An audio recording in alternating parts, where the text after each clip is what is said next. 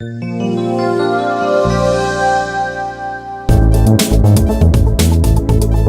I'm Dr. Joe Esposito, and I'm excited to bring you this month's BodySignals nutrition segment. The purpose of this segment is to empower you and your staff to understand how nutrition actually plays a role in this month's BodySignals. We want to provide up-to-date information to keep you and the clinic on the cutting edge of natural health. Hello, BodySignals doctors. The nutrition science this month is based around the condition of the month of low back pain. So let's take a deep dive about low back pain and talk about three key components that we can discuss with our patients and give some insights and even some product recommendations in order to help alleviate the chronic and the acute low back pain cases. Three components that I think we should discuss when relating to low back pain is, first off, their body composition. We know that's a very proactive discussion. We're not going to be talking body composition when they're in acute low back pain. But if we are talking about chronic conditions, we're talking about alleviating a recurrence of the current condition, I think it's a very, very important conversation to have. The second is about tissue maintenance and repair. We have to understand that the tissue, the ligaments and the muscles and the tendons are all live tissue. They're constantly remodeling and rebuilding. Well, we need to know some of the basic building blocks to allow that tissue to remodel, to rebuild, to repair, and just to maintain itself under stress. And the third point is reducing inflammation. Most patients don't understand that the inflammation is what's causing a lot of their pain. The subluxation could be silent. When we have a trauma, when we have an acute subluxation, there is excessive amount of inflammation. If we can help reduce that, we can alleviate some of the intensity of the pain and allowing us to get in there and get the job done of correcting the subluxation. So let's break down these three. Number one, actually before we break into that, we'll talk about the prevalence of the spinal low back pain. About 70% of the population in developed countries have experienced low back pain. That is obviously an overwhelming majority of the world has experienced low back pain. And if you want the references on this, just please reach out to Asiva and we can get those for you. 25.3 million Americans experience daily pain. And it's concerning because about 18% of kids, 14 to 18-year-old, experience back pain. And that increases as they get older. It's a little bit lower in the 10 to 14. But as they age, going through school with the bad chairs, the bad posture, the text neck, the looking down at their papers, their computers, and their phones, we're seeing low back pain initiate earlier and earlier in life. So looking at body composition, back pain, at Asiva, we do use the in-body unit that you can see here on the screen, which is just a remarkable unit that helps you not only look at body composition, but look at the muscle development from upper torso to the lower part of the body, from left side to right side. So we can look at asymmetries and muscle balance, but we're also looking at the amount of muscle versus fat tissue. Too many of our patients are just looking at themselves in the mirror and saying, oh, I look fine, or I didn't gain weight. But what they're not looking at is their composition. You've heard the term skinny fat, where people are gaining more fat and losing more muscle. They may have the same size and fit in the same genes, but their musculoskeletal support system is very weak and it's prone for injury. So I personally recommend this is done with all new patients. If it is severely imbalanced with excess fat, I move them into weight loss program. If they are low in muscle tissue, move them into rehab, or if there's asymmetries, the same thing. But I think it's a nice tool. As we mentioned, 70% of the population in developed countries have experienced back pain. And looking at some of the research, they were trying to see if back pain increases when people have a high BMI, basal body mass index. And they found that back pain increases over time in all levels of BMI. So back pain as we age just simply goes up. But where BMI had a significant impact, according to the research, is the severity of the pain, the damage that occurs, the inflammation that occurs, the length of time of healing increases, all when the BMI goes up. So when our body mass index is off, it's going up in the 35-40 range, we're reaching obesity or morbid obesity, we're having significantly higher levels of severity pain, and also the disability risk increases as the BMI goes up. So those are concerning for a patient. That's why I think the body composition may be a good tool. We're looking at body composition by gender. We're actually looking at the amount of different types of tissue the body has, as I was mentioning earlier. So we're looking at muscle, and men should be 45, women should be about 36. That's a general idea of how much of your tissue in your body should be muscle. Essential fat, men about 3, non-essential 12. So you're looking at a man somewhere on 15. I mean, you could go down to 10, 11 if you want a tighter physique, but that's kind of the range. And women, you're looking more a little higher, about 27. They have a little bit more visceral fat. That's where the number occurs around their organs. And then we get into bone, 12 to 15, men and women, and then other about 25%. And when this starts to change, where the non-essential storage fat that you see in the middle of the screen, when that starts to escalate and reach closer to the amount of percent like muscle tissue, then we're going to have some major problems and be able to support the skeletal structure. So to improve body composition, there's very simple things that you can do, obviously, with patients. Number one, reduce sugar consumption. Being one of the most addictive substances in nature, yes, it is very hard, very easy to say, very hard to do. So there are some programs that you can implement, see if it can help you with that. And we also have a chart that I'll show you on the next screen that can help families learn how to reduce sugar in the consumption of the family. Time-restricted eating, simply decreasing the time that you eat, even with a very poor diet, has been shown to help body composition. So if we're looking at an eating window of 12 hours a day where we eat from 8 to 8, some people have an eating window where they're eating 16 hours a day. They're eating when they first wake up at 6, 7 in the morning, and they're also eating at midnight before they're going to bed. That's not good. We want to limit the amount of hours that we're eating, allowing the body time to detoxify, rest, repair. So time-restricted eating, if you get your patients to 12-hour eating window and then move it to 10 hours and maybe down as low as 8-hour eating window, it has a significant effect on the amount of adipose tissue on the body. Eating higher quality fat diet. It's been known in research high-fat diets are bad. It's because they're using the wrong fat. So use a high-quality fat so your body starts burning fat for energy instead of burning sugar. Cut the sugar, enhance the fat, and allow your body to start using fat for energy. It's a very simple change. You can give your patients a list of good quality fats and say, listen, let's implement these first. Your cravings for sugars will go down, and start working in that direction.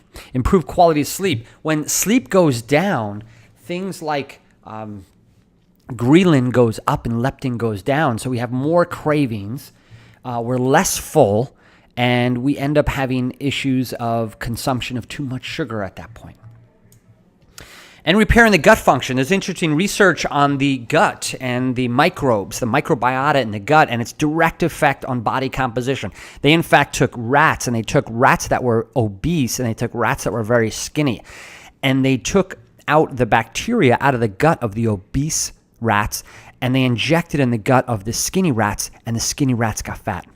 They also take the bacteria out of the skinny rats, inject it into the obese rats, and they got skinny. Not 100%, but it was a majority of the population of those rats. It was shocking, telling us that the microbiota, the microbiome of your gut, which has more bacteria in the gut than you have cells in your body, has a major impact on body composition.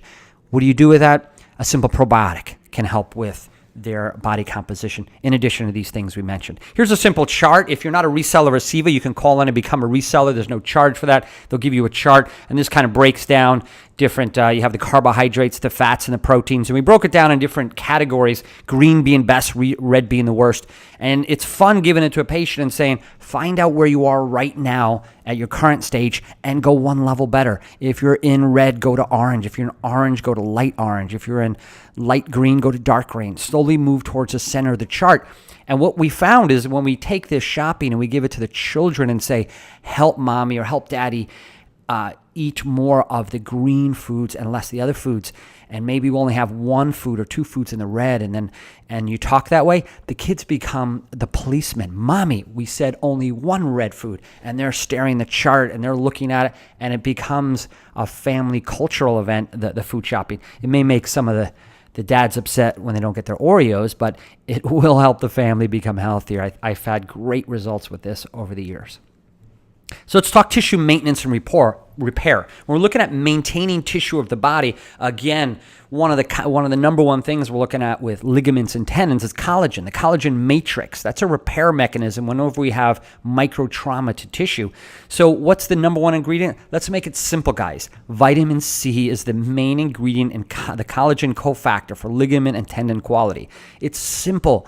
Implement vitamin C. Hypovitaminosis of vitamin C is very common.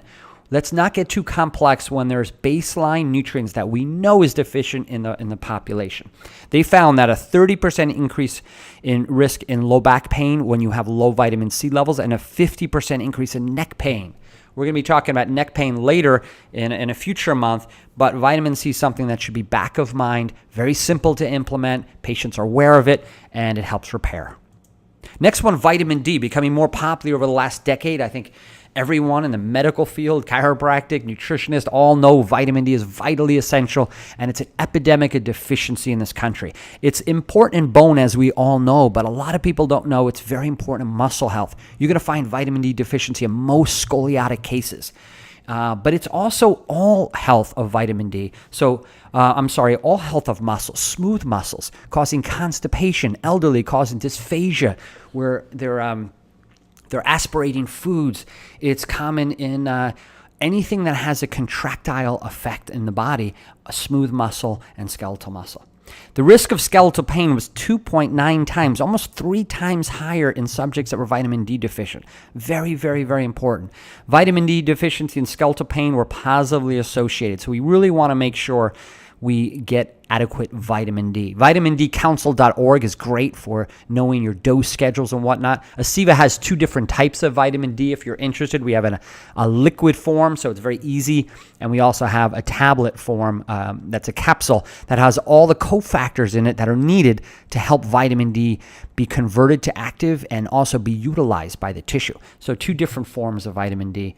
At Aceva. The last one is anti-inflammatory support. We want to do things that will reduce inflammation so the adjustment is easily implemented or executed, and also a better holding factor because less stress, less buildup of fluid in the tissue, less pressure in the joint. So some simple things you may know of. Fish oil, again, I'm keeping it simple because it's very effective and there's a lot of research backing these specific nutrients. We're looking at about 2,000 milligrams a day. Higher dose of fish oil helps to combat inflammation. We all know that we're eating a high omega-6 diet. In fact, it should be about a 2-to-1 ratio, 6 to 3.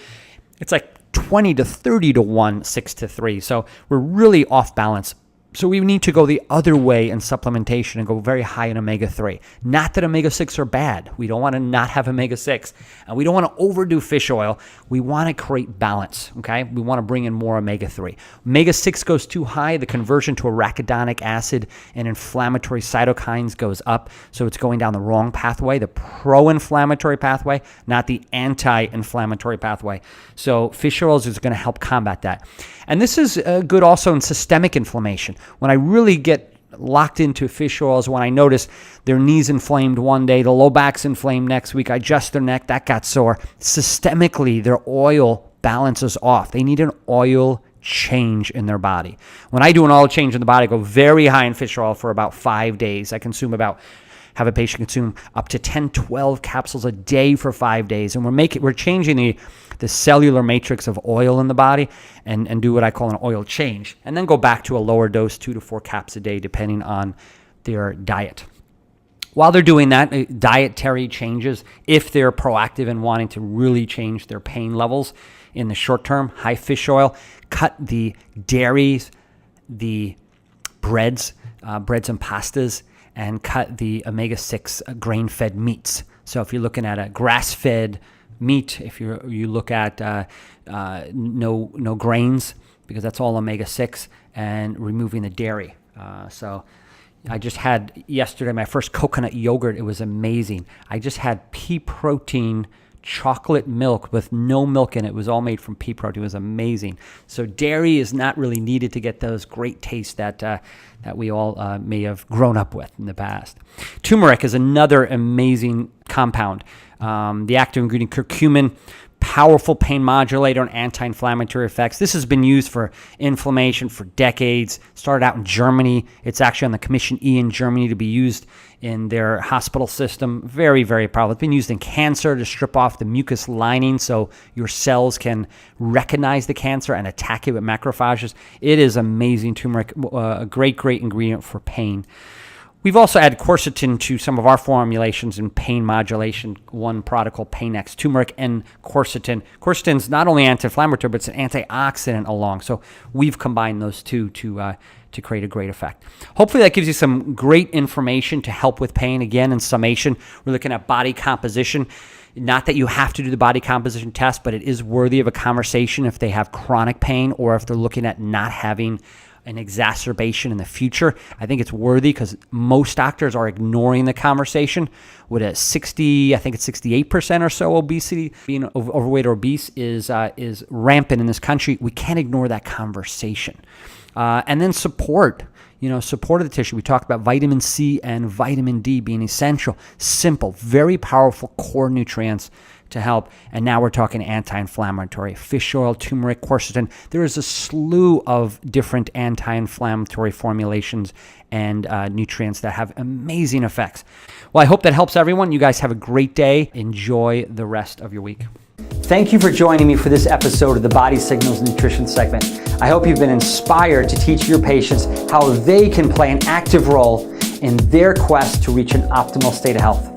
For more information about Aceva products related to this month's Body Signal, simply click the link below. And have a great day.